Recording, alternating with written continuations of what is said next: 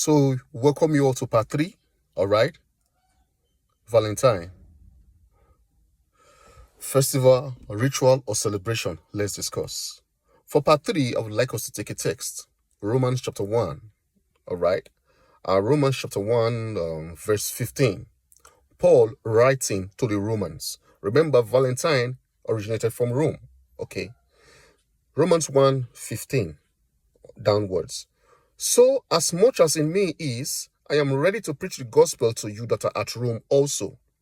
For I am not ashamed of the gospel of Christ, for it is the power of God unto salvation, to everyone that believeth, to the Jews first, and also to the Greek.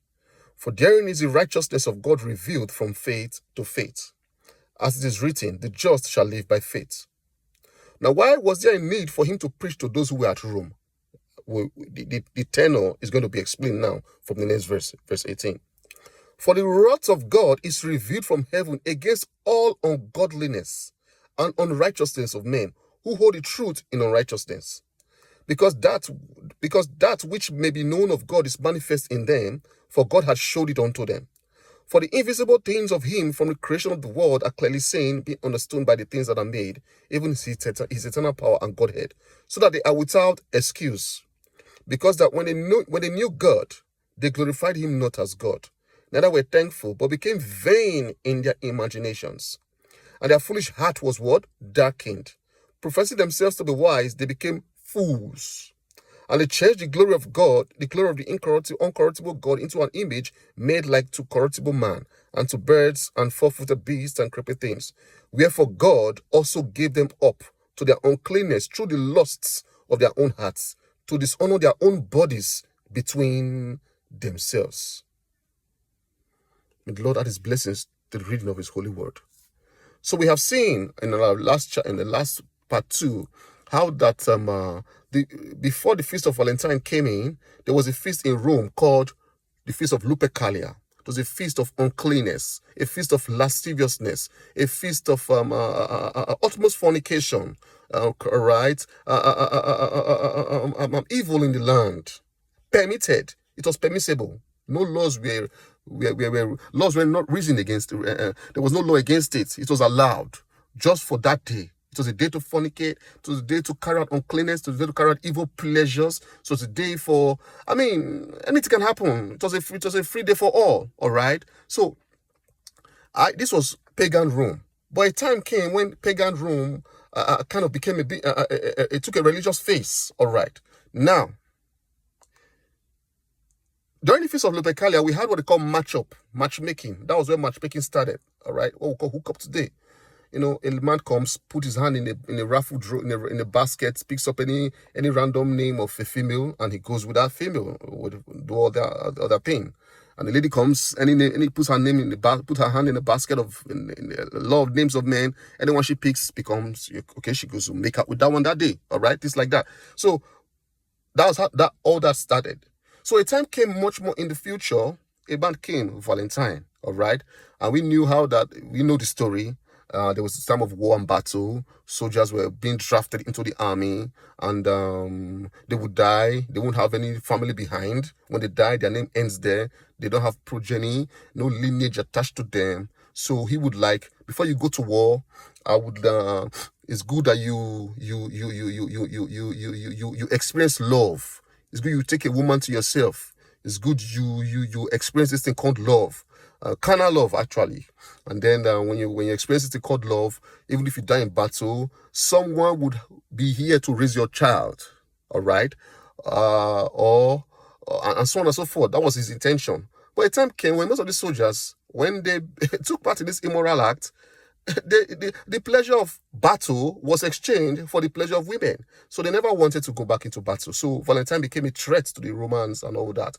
So a time came, Claudius, I think a ruler who came later, Emperor Claudius or so, or Pope Claudius II or so, came and said he should be, Emperor Claudius said he should be executed, because he was making soldiers not to take war serious anymore, because they had family at home and they've experienced the pleasures of women and all that.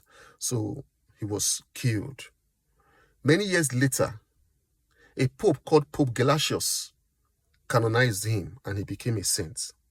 Now, when he became a saint, they began to call February 14th St. Valentine's Day.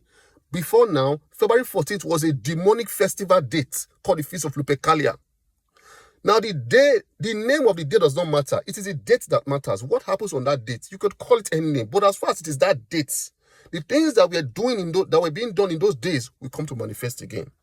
So, February 14th, if you discuss St. Valentine's Day today, there is no problem about that. But brothers and sisters, let us look carefully at what is being celebrated on Valentine's Day. Now, let's say we are celebrating love. According to the scriptures, who is love? God is love. So you can't celebrate love without God. That will not be God. That will not be love. That will be something else.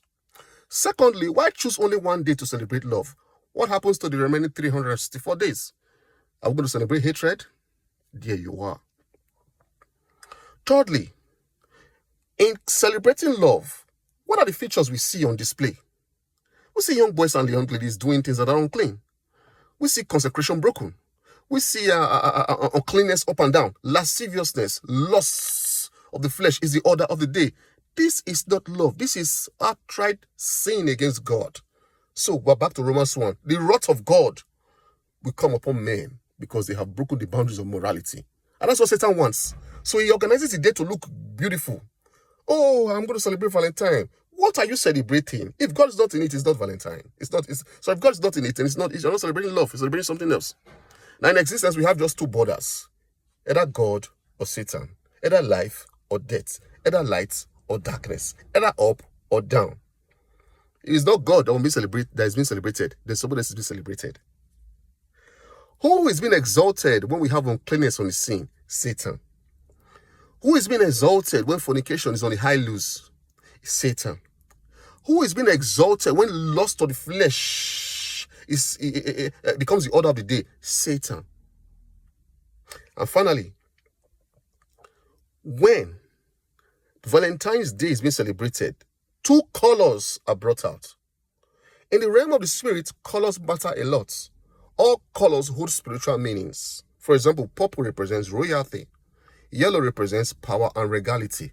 Black, of course, you know what it means. It means death, the devil, the other side. White represents peace.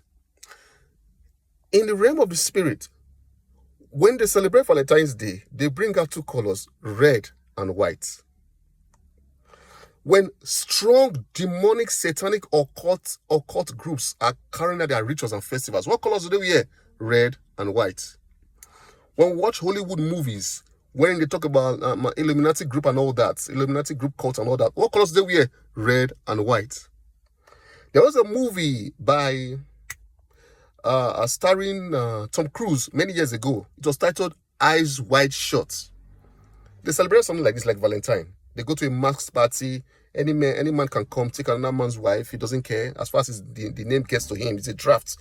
Any woman can come, take another man's husband. She doesn't care. You just pick up any name you see. When they come to perform those acts, those ritualistic acts at night in that movie, what colors were they wearing? Red and white. There you are. So what we call Valentine is nothing but the gates of hell being opened once again by on the altar of sin. It's an occultic ritual, the ritual of Lupercalia, manifesting itself once again upon the face of the earth. And as many that will take part in it, ignorantly or knowledgeably, a mark of condemnation falls upon them. We're back to Romans 1. The wrath of God is kindled against them. For the new God, they glorified him not as God. Judgment stands at the door for as many who partake of things like this. So if we celebrate Valentine, why would the whole world not visit the homes of the widows? If we celebrate love, why would the whole world not visit the home of the orphans? If we're celebrating love, why would we not flood the hospitals and visit those that are sick? If we celebrate love, why would the market prices not crash, at least just for today? For the Bible said, for God so loved the world that he gave his only. Greater love had no man than a man laid down his life for his friends. Today is Valentine's Day.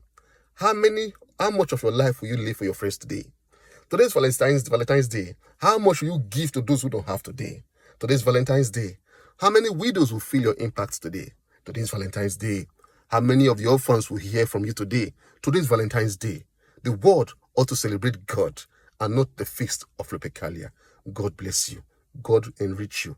God promotes you, enlarge your borders, increase your coast, take you from the valley, set you upon a mountain. In Jesus Christ's name, amen. Goodbye for now.